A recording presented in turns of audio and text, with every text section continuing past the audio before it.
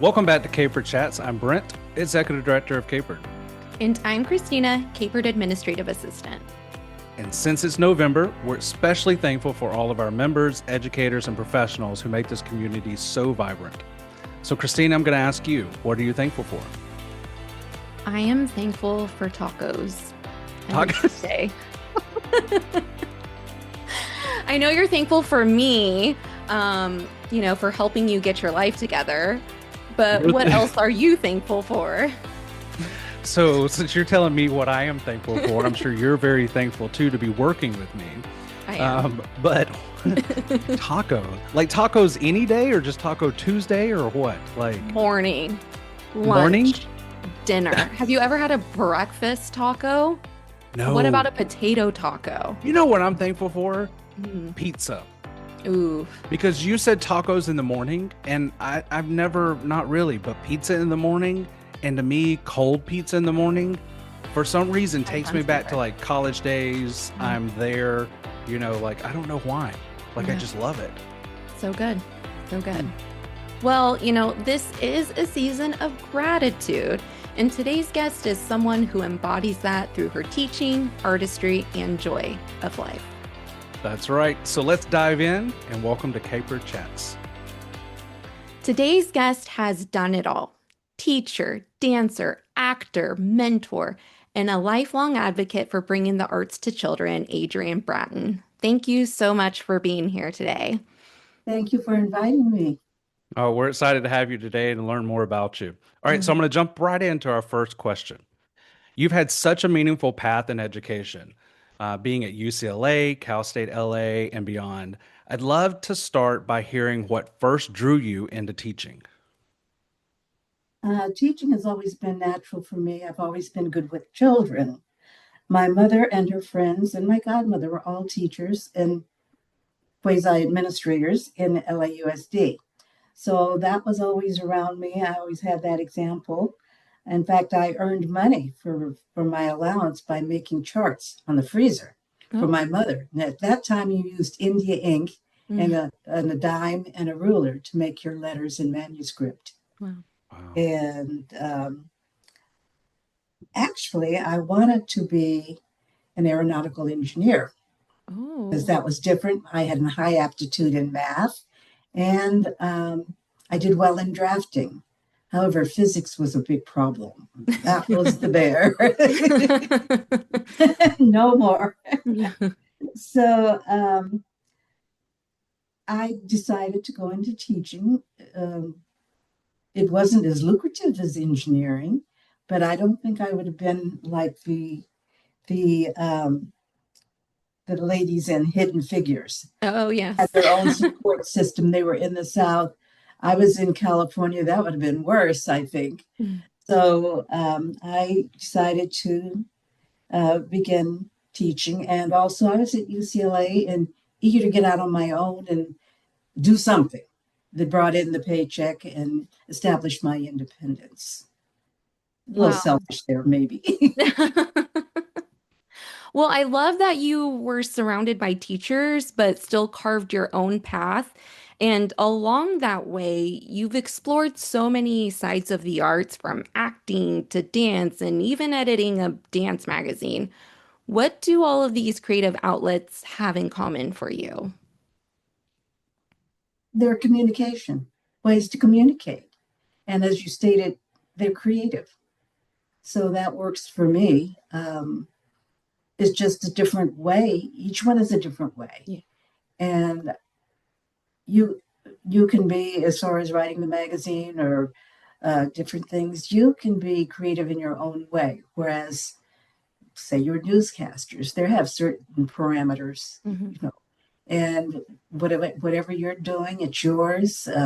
You may have a style. In fact, my father wrote for the California Eagle when he was a teenager. And as I was a reporter for the LA Sentinel when I was a teacher. And his column was popular because he spoke in a hip, jazzy way. And I read some the crumbling papers down at the library, and he was hippie and dippy and And that was his way to communicate to the audience he wanted to communicate to. Isn't it amazing how we sometimes replicate or we see those strong genes or inspiration come through from like dad to daughter or, passed along like the same interest? Because you were mentioning earlier about physics and then how that wasn't your strong point. My daughter's majoring in physics. My daughter was a dancer forever. Where she got any of that, I have no idea because physics is not me and I'm not a dancer. But then it's neat to see that though, And so, okay. So you also blended your passion for education and arts. Tell us about Welcome to the Multicultural World of Dance Sport. What inspired that? I began taking ballroom lessons in the 90s, and I noticed I enjoyed it. And I was just going to go, one of the instructors, I didn't know he was an instructor at the time, says, Mhm. have you ever done ballroom? Have you ever tried it? Why don't you try a lesson? So I took a private lesson, and it was challenging, but it was again enjoyable. It was challenging because of the rules in ballroom Mhm. dance. You may do one step, you may have been doing the step. In fact, I did the Shorty George. My father taught me when I was 3. And when we did a swing dance, he says, well, we're going to do the Shorty George. Okay. And I do the short. I said, my father taught me that when I was 3 years old, Yeah. so you have, again, it was something different. And also, as I got into it and did it more, it was something you can do past certain ages. There's some dances that I think when age creeps in, you're limited in a sense. And so this is something that I finally went into the competitions, and you have all ages. And if there's someone I've seen a dancer who's maybe an octogenarian or nonagenarian, whatever in that age group, you get three instructors to help with the dance. Yeah. So this I felt was something I could do for a long time, very long time, and I like the beautiful costumes. Yeah.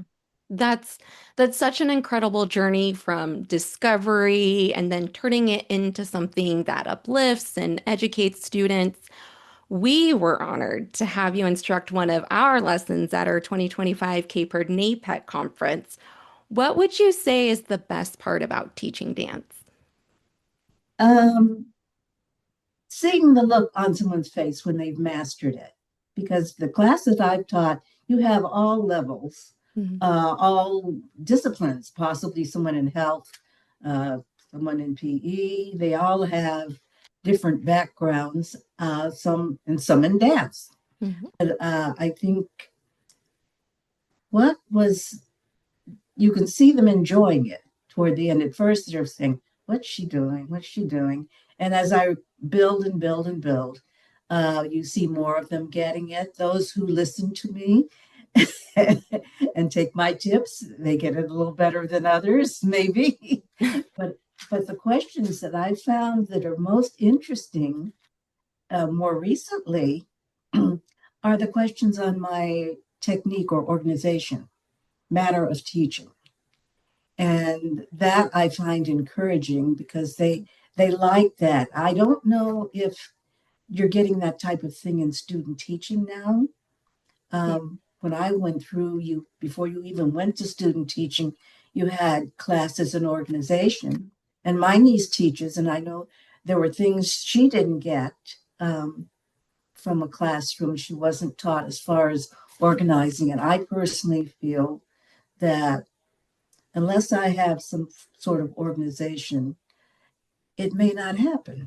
because there may be too many distractions, or you haven't clarified what your objectives are as far as making it a successful class. Yeah. So you've worn many creative hats, being a teacher, a dancer, an actor, and even an editor. If someone had to describe you in just one word, what would you want it to be? I had to work with that one. I would say a jack of all trades and but that implies master of none. That implies mediocrity, which is not me. So I thought, well, I'm a Gemini. And both sides are pleasant, definitely two sides. But that's not, no. And then I decided, let's just say unique, the way we were all created. Yeah. There you And go. I have my That, own uniqueness. yes, that is a perfect word for you. And, since it is the season of thankfulness, what's one thing your students have taught you that you're grateful for? Um, when they can relay or, uh, well, one thing that I'm grateful for is the fact that they're proud of themselves Yeah. when they can execute something you've asked them to do, or discover something about their body they didn't know. And I have a prime example of that coming from that workshop that I taught at the last CAHPERD conference. I did have a person who is on the social justice committee with me. Um, he decided to come down and just see what I was doing. He said, "Oh," I said, "Oh, you decided to join the class?" "Oh no, I'm just going to watch. I'm just going to watch." And as the class progressed, he got up and he got over on the end of the line there, and then I noticed he started trying to do the steps, and then Oh, I noticed he was participating. And just recently, he was, because of the other committee, he kind of keeps me updated on things. mm, And at this last one, we were correcting the spelling of my father's name on a memo or something he was doing, uh, and he says, "Oh, by the way, I'm teaching a workshop in line dance and some other kind of dance," and he says, "Thank you for the movement experience in your wow. class for helping me be able to do this." So, I mean, what else can you say? I had what, an hour, less than an hour, Yeah. and we've got this follow up. So that's, what else can you say? Yeah. Oh yeah. It's moments like that that just give you the goosebumps, right? When you're like you see it full progression and that full closing the circle, right? From learning and doing and then teaching. So if you weren't teaching or performing, what do you think you'd be doing instead?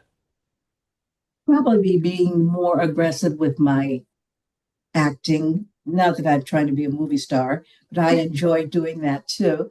Uh, I think the problem I have right now, I'm doing some things with the AFI Conservatory because the film is going to be on the weekend. And being a teacher, you're always organized and planned. And in the business, things are very impromptu. And that kind of throws a little organized me. Yeah. But I have this date, Mhm. so um, I just keep it relaxed, you know. And that's what I'm saying. I know that it's generally going to be on a weekend or unless it's very lucrative, but as long as I'm teaching and my classes are in the evening, there has to be that came first. Yeah. So we mentioned a little bit earlier about the things you've learned from your father, and so we can't continue sort of this interview without learning more about your father and the story behind your father, Emmett Ashford. So, Emmett Ashford, who made history as an umpire in the MLB, his name now lives on through the Emmett Ashford Community Spirit Award here at CAHPERD. For those who may not know much about him, could you share a little bit about who he was and what made his story so special? Yes, I'd be glad to, considering a lot of your members were unfamiliar, probably might not have been even born when they were born after he was no longer with us. So, my father was the first umpire of color in organized baseball in the United States. Since he was a colored man, he was unable to attend umpiring school. And so, therefore, having this desire to umpire, he taught himself. He was self taught in that way. And he held a prestigious job in the post office, U.S. Post Office at that time, which was, I think he was cashier, which was uh, something that let him maintain family position, that type of thing, while he still pursued his dream to umpire. And at one point, he was about to give up. And then he heard on the radio that Jackie Robinson had been called up to the leagues, major leagues. And so this kind of gave him impetus to continue his pursuit. Mhm. And he was in the Pacific Coast League. And at that time, he was also a teaching umpire in the Pacific Coast League, but he was there for 15 years, unable to move up because of the idea that he was someone of color. There's a lot of background there that I won't go into because that's kind of history of baseball kind of thing. And so he was, after 15 years, he was called up into the major leagues and he umpired in the American League. At that time, we had American and national on a smaller level. But the Pacific Coast League, you had eyes to watch, on visitation days. I had my own little seat by one of the bases while he was umpiring, and you were dealing with the Sacramento Solons. The Angels were in the Pacific Coast League, and we had the Hollywood All Stars. So that was a different, like I say, a different time. But when he was called up, he had his own unusual style. He dressed well. You saw cufflinks being sported on the field. Shoes were shined, and I donated that electric shoe shiner to the Institute of Baseball Studies, in Pomona here. The fans loved him because he was so animated, big booming voice, smaller man. And there were, even though there was all of this fan loving and so forth, there were problems because he wasn't a player. He was a person in a position of authority. And he had to give directions to people on the field who quite often didn't even want him on the field with them. So there were those things to overcome. And his journey actually began when he was a child, because in my books, I've described that, and I have pictures from his composition book when he was a child, good grades and all of that kind of thing. Is what is Strike, my first biography written for the younger reader. And I find those adults who are having trouble reading and don't want to put on their glasses, they enjoy the larger print. and this one is Strike, Emmett Ashford, Major League Umpire. And they both have the same content, basically. The one for the children has a little picture dictionary, little dictionary toward the end. And like you say, the print is larger and simple sentences more so. So that's what I think. Yeah, I could say you got good grades. I even saw his grades in the Navy. But in high school, he was the first president of Jefferson High School in LA. When I went out and found his yearbook or different items, he had been on the Ushers Committee. He was writing for a newspaper. He also was in the Y service organizations. He was an acolyte at St. Philip's Church, Episcopal Church. So he had a well-rounded youth, let's put it that way, And to great prepare ambition. him to deal with all sorts of people. And was always trying to do his best. Yes, just what an incredible story and legacy. Your father's determination, his courage, his charisma and joy, it clearly left a lasting mark. And what would you say, what lessons from him have guided you through your own journey, whether it be in education or the arts? Um, dealing with people.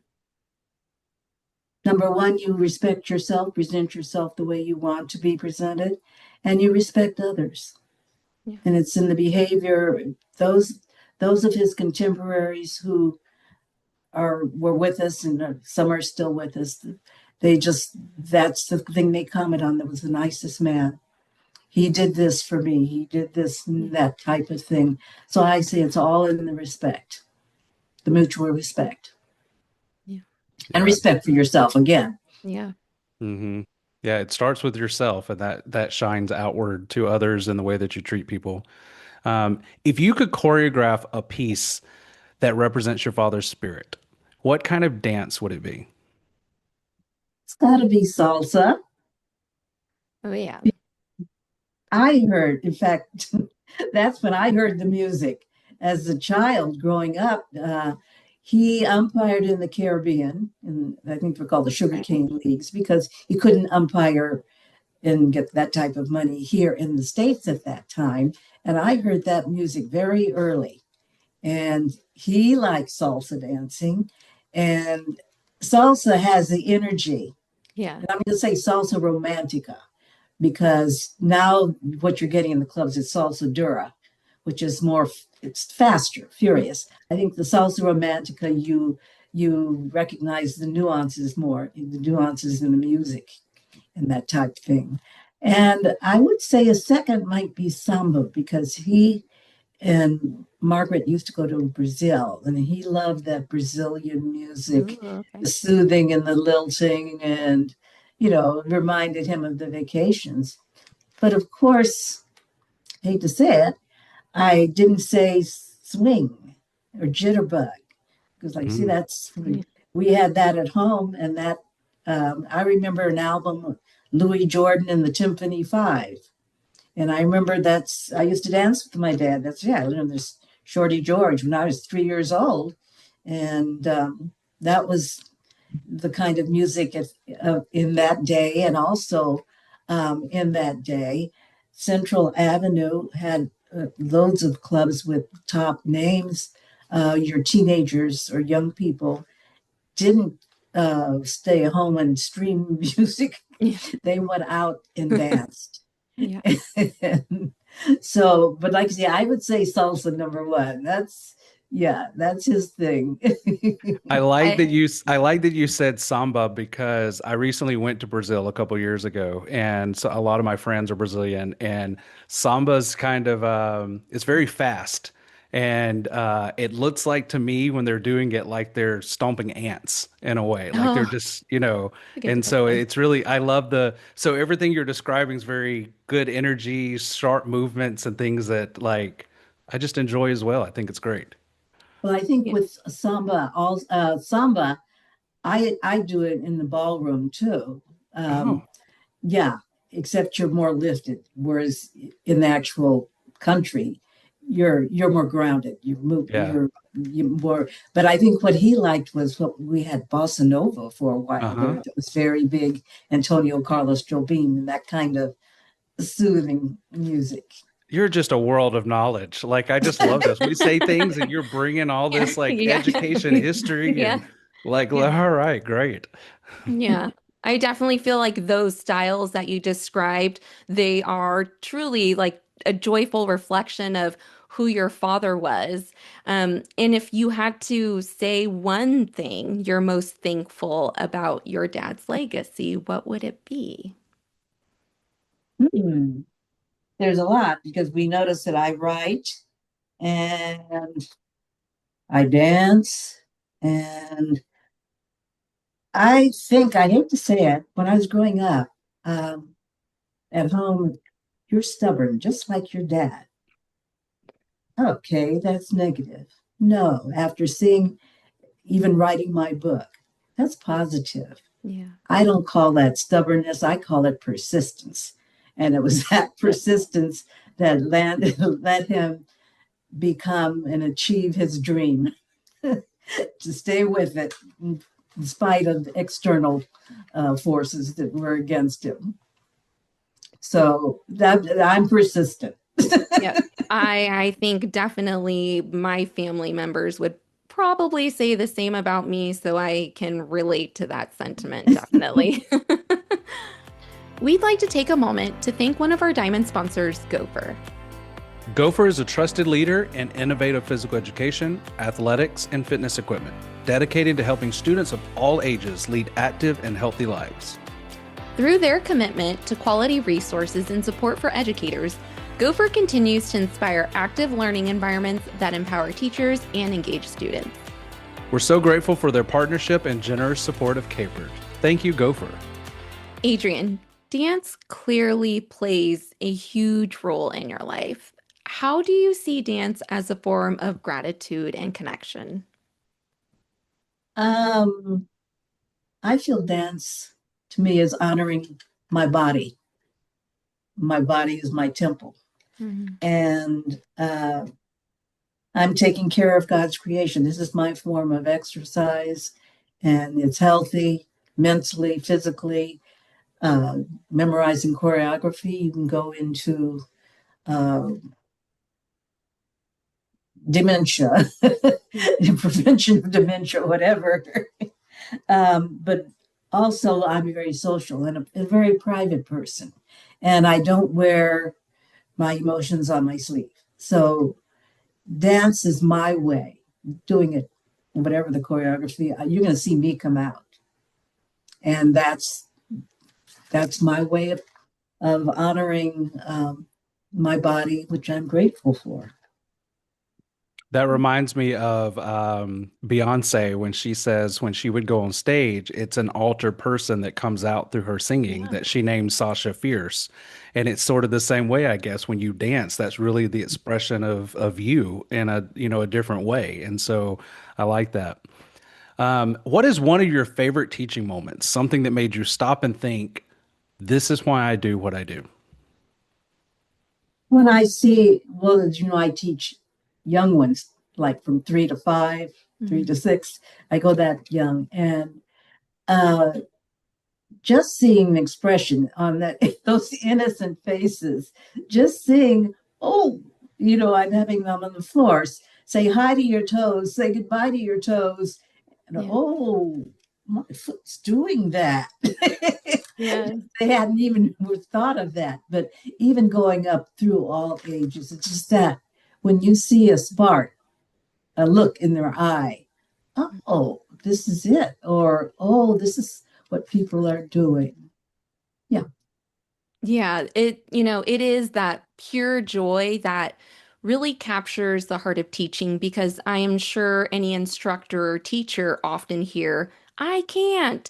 So for anyone who says, oh, I can't dance, what's your go-to encouragement for them? Can you walk? Mhm. You can walk, you can dance. In other words, you're transferring your weight from one foot to the other. And in more advanced levels, if you either transfer your foot from one foot to the other and take a step, or you do a tap or a point, which is a partial placement of your foot, not your whole foot. So if you can walk, it's a matter, in fact, an advertisement for my children's jazz class is walking in rhythm. Oh, yeah. You're walking to whatever accompaniment you have. Yeah. Yeah, that's true. And quite often, especially in salsa, if somebody's not getting it, I turn around, you're doing too much work. Yeah. This is 3 steps. What are you doing? Jumping from one side to the other? Making it harder than what it has to be. Yes, Yeah, that is very common. Very That's true. common. you're overthinking walking when they're Yes. thinking, yeah, that's it. If you could dance with anyone from history or pop culture, who would it be? I thought about this, and I have a couple of pictures on my wall, one of Josephine Baker, one of Catherine Denham. And I, as a child, got to, well, I won't go into that story, but I thought if you could dance with, and I'm in the ballroom, so I'm thinking the partnering thing. Now, toss up between Gene Kelly and Bruno Mars. Oof. Toss up between high level of technique and what I remember old school. Yeah. Bruno does old school real Yes, well. he does. Yes, he does. All right. This is one of our favorite parts of the segment that we're calling This or That. So, we are going to give you two options and you are going to pick one. So, no explanations, just the first one, your first instinct, okay? Are you ready for your first question? So in other words, my preference. I don't have to explain Correct. something. Yep. I just say it. Yep, just say your preference, exactly. And it'll go very, very just think, okay? Yep. Ready? Cooking at home or dining out? Dining out. Teaching or performing? Performing. Ooh. Books or movies? Movies. Pumpkin pie or apple pie? Pumpkin pie. Okay. Stage or studio? Stage. Salsa or ballet? Salsa. Okay. I have a little problem with this next question. Mashed potatoes or stuffing? And in the South, we call it dressing. We don't call it stuffing. So it's a little different of a word. But mashed potatoes or stuffing? Stuffing. Stuffing. Okay. Have you ever had Southern dressing? It's a little different than stuffing, but it's very similar. It's cornbread based and things. Ooh, I should bring you some. The next time I'm Yes. around you, if you haven't, I'll bring you some. I want some too. I make it pretty good. Just saying. Sounds good. Okay, choreography or freestyle? Choreography. Sunrise or sunset? Sunset. And last one, solo or duet? Solo. So okay, I like it. Yes, I like it. And I agree with you with the pumpkin pie. Everybody I know always says apple pie. I'm a pumpkin pie girl, so I'm coming over for Thanksgiving. And when the pumpkins aren't around, I do sweet potato pie. Oh, I was gonna say Oh, sweet yes. potato pie Yes. is mine. Yes. Mhm. That's me. Yep. Yep. I like that. Though I feel like we could all get together and have a good like hangout I for know. Thanksgiving. Yeah, like we going were gonna around have Brent's the gonna show. bring the dressing. I'll bring Exactly. the pumpkin pie. And then we'll all I- dance afterwards. Yes, you'll teach us. And I've had rice stuffing too, with Ooh. mushrooms Ooh, Mhm. that sounds good. I and the like.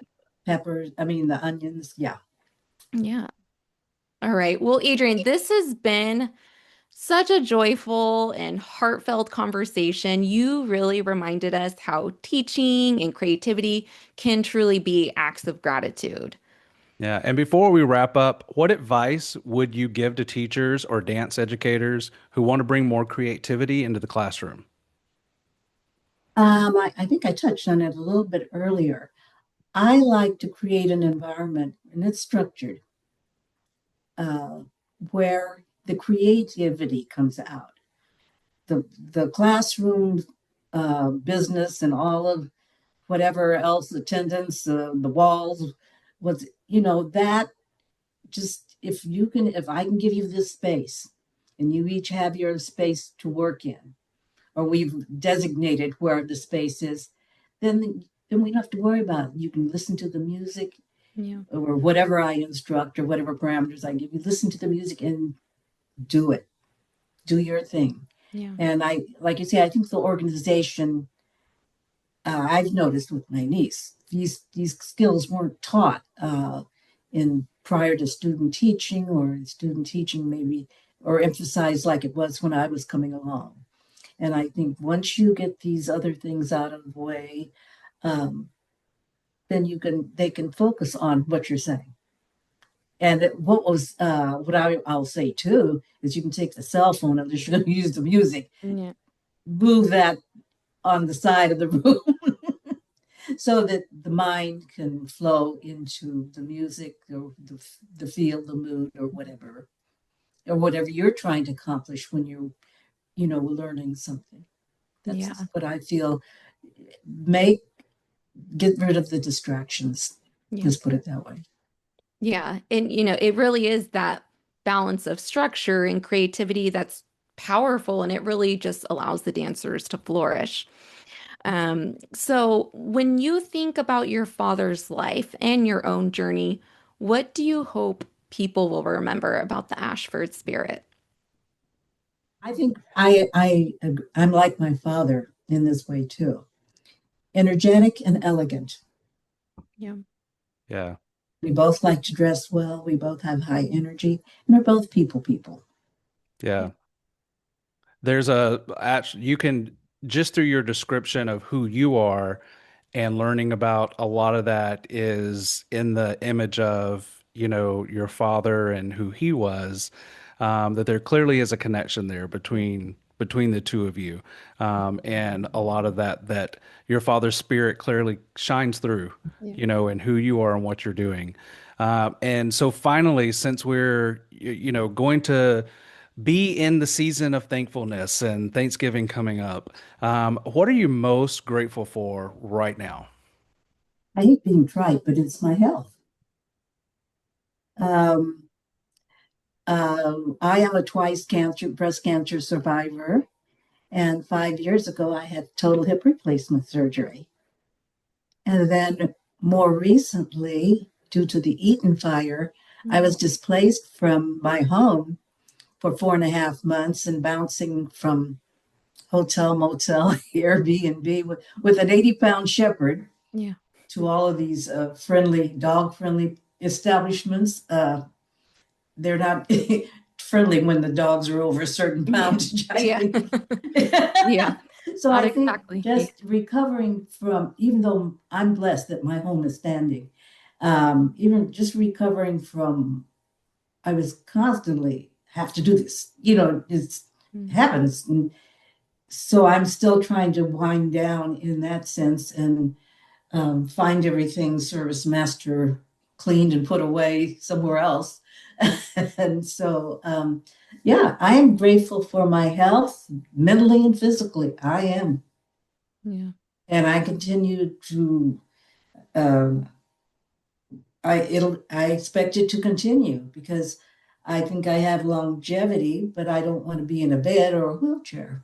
So I just keep everything moving, and my feeling is you use it or you lose it.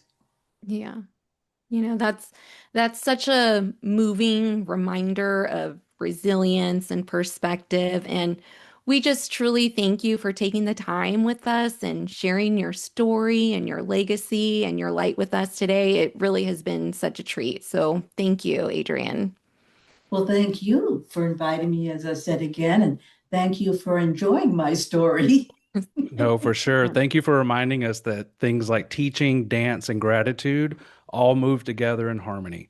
And so we're very appreciative you took the time to be with us today. Listeners, our next episode is going to dive deep into the power of the mind in movement.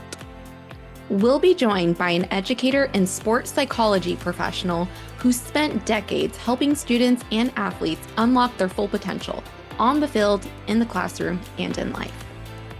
His approach to motivation, leadership, and performance has influenced countless future teachers, coaches, and professionals across California and beyond. You'll definitely want to tune in as we explore how mindset shapes success and reveal the story behind one of CAHPERD's most dedicated and inspiring contributors. To our listeners, thank you for tuning in. As we head into Thanksgiving, we're very grateful for each of you who continue to move, teach, and inspire across California. So until next time, keep inspiring, keep connecting, and keep California active and healthy.